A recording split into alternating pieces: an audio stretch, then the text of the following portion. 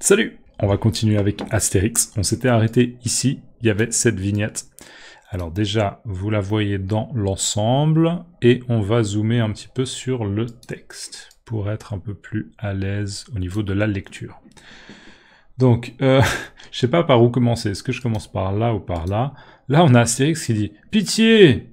Ce qui est drôle, c'est qu'on voit qu'Astérix regarde les ongles. D'accord? C'est quelque chose au niveau du langage non-verbal qui laisse à penser, d'accord? Ça laisse à penser, ça fait penser qu'il n'est pas vraiment honnête dans ce qu'il dit. Il n'est pas dans une situation où il dit « Pitié, s'il vous plaît !» Il est un peu « Pitié !» J'espère que ça va vite passer, hein. D'accord? Et donc, il joue un peu la comédie. On pourrait dire, il joue la comédie. Il n'est pas vraiment dans une situation où il est désespéré, mais il le dit juste pour suivre le plan. Le plan qu'Astérix et Panoramix ont élaboré. D'accord? Élaboré, préparé. Donc, pitié, pitié, au secours, s'il vous plaît. Caius Bonus a dit « Eh bien, droïde, donne-nous cette recette, sinon il en cuira... » Il en cuira à ton ami? C'est drôle, j'ai préparé cette vidéo, mais j'ai pas préparé ça. Il en cuira à ton ami. Il en cuira à ton ami, c'est étrange. Je vais voir si je fais une recherche après. Alors, je vais déjà vous expliquer toute la vignette, et après, je reviendrai sur cette expression, parce qu'elle me semble un peu étrange. Bon, eh bien, druide, donne-nous cette recette, sinon il en cuira à ton ami. Je vais déjà expliquer la première partie. Caius Bonus, il dit, bon, druide, d'accord, et Panoramix, il faut que tu me donnes la recette, sinon quelque chose de mal va arriver à Astérix, d'accord? En gros, c'est ce qui est dit. Et Panoramix dit, je préparais la potion devant toi, mais il me faut de nombreux ingrédients qui se trouvent en forêt. Donc là, Panoramix décide de céder, d'accord? Peut-être que ça fait partie du plan, encore une fois, mais en tout cas, il donne l'impression qu'il accepte de préparer la potion, et en fait, il va le faire devant Caius Bonus. Donc Caius Bonus va pouvoir voir quelle est la recette, quel est le secret de cette potion magique. Donc je préparais, c'est du futur, okay? Je vais préparer la potion devant toi, okay? Juste là, devant toi, juste devant toi, devant tes yeux, mais par contre, okay, mais il me faut de nombreux ingrédients. D'accord? Les ingrédients, c'est ce dont vous avez besoin pour préparer quelque chose. Okay? Par exemple, si vous faites une pizza margherita, vous aurez besoin de pâte à pizza. Pour faire de la pâte à pizza, par exemple, un des ingrédients, c'est de la farine. D'accord? Mais pour faire une pizza margherita, il faut aussi de la sauce tomate. Ok? Etc., etc. Il faut aussi de la mozzarella. Donc ce sont les ingrédients, d'accord? C'est les éléments qu'on va utiliser pour préparer la recette. Donc il me faut de nombreux ingrédients, d'accord? C'est pas un ou deux ingrédients, il y a plusieurs ingrédients. Peut-être 10, peut-être 12. Mais il faut de nombreux ingrédients qui se trouvent en forêt. C'est-à-dire que ces ingrédients, on les trouve en forêt, il va falloir aller en forêt, d'accord? Il va falloir aller en forêt pour cueillir peut-être les ingrédients ou bien les trouver. Je préparais la potion devant toi, mais il me faut de nombreux ingrédients qui se trouvent en forêt. D'accord? Donc dans la forêt, dans un endroit où il y a beaucoup d'arbres, la forêt. Alors, on va revenir à « Il en cuira à ton ami ». Je vais voir si, avec une petite recherche rapide,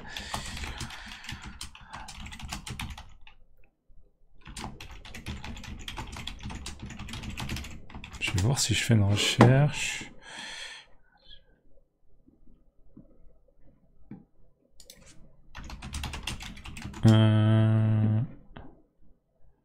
Ouais, il en souffrira. Il en souffrira. Ou il en paiera les conséquences. Ouais, c'est drôle, c'est pas une expression que moi j'aurais utilisée spontanément. En fait, pour moi, cuire, clairement, hein, pour moi, cuire, c'est cuire, par exemple, du poisson. D'accord? Vous cuisinez du poisson et vous allez le cuire avec un peu d'huile d'olive, un peu de sel et un peu de poivre. Cuire, d'accord? Ou bien justement cuire une pizza margherita, il faut la cuire pour qu'elle soit prête. Cuire, d'accord? Mais l'expression « il en cuira », c'est l'équivalent de il en paiera les conséquences, ou bien il va souffrir. Donc, dans mon explication, dans mon intuition, j'étais juste, d'accord, quelque chose de grave, quelque chose de très négatif va arriver à Astérix. Mais voilà, une expression en plus que vous pouvez mettre dans les commentaires, il en cuira à ton ami. Donc, il va en payer les conséquences. Donc, voilà pour cette vignette. On enchaîne avec la suivante. Et là, on a Caius Bonus qui est juste à l'entrée d'une tente orange et qui dit... Tu auras ce dont tu as besoin. Que l'on escorte le druide, je garde l'autre Gaulois en otage. D'accord, donc tu auras ce dont tu as besoin. Que l'on escorte le druide, je garde l'autre Gaulois en otage. Donc tu auras ce dont tu as besoin. Donc là, en gros, ce que dit Caius Bonus, il s'adresse à Panoramix et il lui dit « Écoute, Panoramix, si tu as besoin d'ingrédients, tes ingrédients, je vais te les donner. D'accord, on va satisfaire ta demande de certains ingrédients. Parce que je veux que tu puisses faire la potion. Donc, les ingrédients dont tu as besoin, on va les trouver. Tu auras ce dont tu as besoin, que l'on escorte le druide. Là, encore une fois, c'est cette tournure de phrase qui indique une consigne, un ordre. D'accord? Donc, j'ordonne que l'on escorte le druide. Mais on ne faisait même pas besoin de dire j'ordonne, c'est sous-entendu que c'est un ordre. D'accord? C'est sous-entendu. On comprend dans le contexte.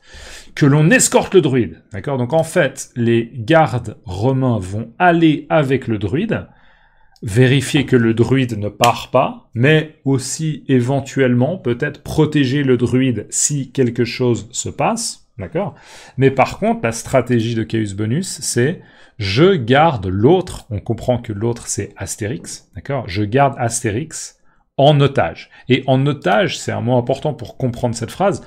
Avoir un otage, ça veut dire qu'on dit j'ai une personne et je peux lui faire du mal si vous ne respectez pas vos engagements. D'accord? Une prise d'otage. Je vais vous donner un indice, mais imaginez, vous voulez braquer une banque. D'accord? Vous voulez aller dans une banque et dire donnez-moi tout l'argent qu'il y a dans la banque, d'accord? Donnez-moi tout le cash, tous les billets, ok? Et imaginez, vous rentrez dans une banque et vous dites, ok, donnez-moi tout l'argent. Et imaginez, un employé dit, je ne peux pas, je n'ai pas le code. Je n'ai pas le code pour ouvrir le coffre-fort. Donc, je peux pas ouvrir le coffre-fort. Et vous vous dites, vous voulez faire pression. Et donc, vous prenez une personne, un innocent, par exemple, imaginons, je sais pas, il y a un homme à côté, et vous le prenez, vous dites, attention, c'est mon otage, d'accord? Si vous ne faites pas ce que je demande, d'accord?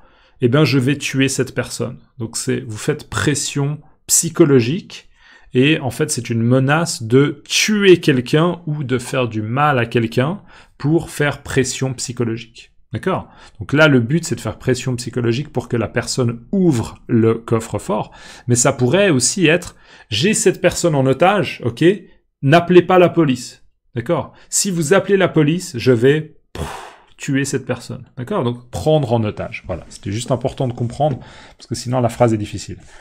Tu auras ce dont tu as besoin. Que l'on escorte le druide, je garde l'autre Gaulois en otage. Donc, en gros, imaginons une situation où Panoramix décide de s'enfuir dans la forêt, il est dans la forêt avec les Gaulois et il décide de partir, eh bien c'est une mauvaise idée, d'accord? C'est une très très mauvaise idée parce que Astérix reste en otage et si Panoramix fait ça, peut-être qu'ils vont tuer Astérix. Astérix va être gardé en otage. Là, on voit justement Panoramix qui sort du camp. On voit qu'il est en effet escorté par, en tout cas, 2 légionnaires romains.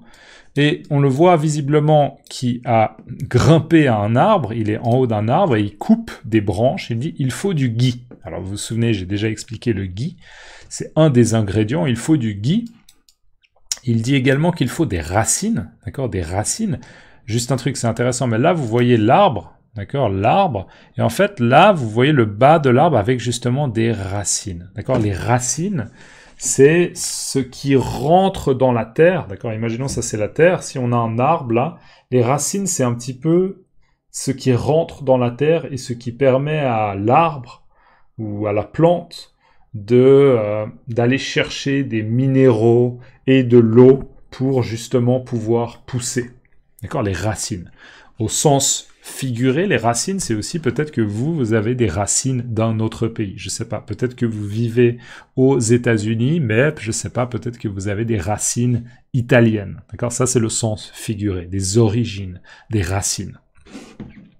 Donc, il faut des racines. On ne sait pas exactement de quoi, quel type de racines, mais voilà. Ensuite, peu après, alors on voit les deux soldats, les deux légionnaires qui rentrent, on voit que Panoramix en a profité un peu pour les couvrir de racines et de gui. Ils ont l'air vraiment fortement ridicules. Donc là, on a peu après, d'accord? Donc c'est un petit peu plus tard. Et on a les deux légionnaires qui vont dire quelque chose. Visiblement, ça s'est bien passé dans la forêt et ils ont trouvé les ingrédients nécessaires. Ok, on verra ça dans la prochaine vidéo. Ok, dans les commentaires, s'il vous plaît, laissez-moi juste l'expression des racines. Ok, laissez-moi des racines dans les commentaires et n'oubliez pas de laisser un like si vous pouvez. On se voit dans la prochaine vidéo. Passez une très bonne journée. À plus. Ciao.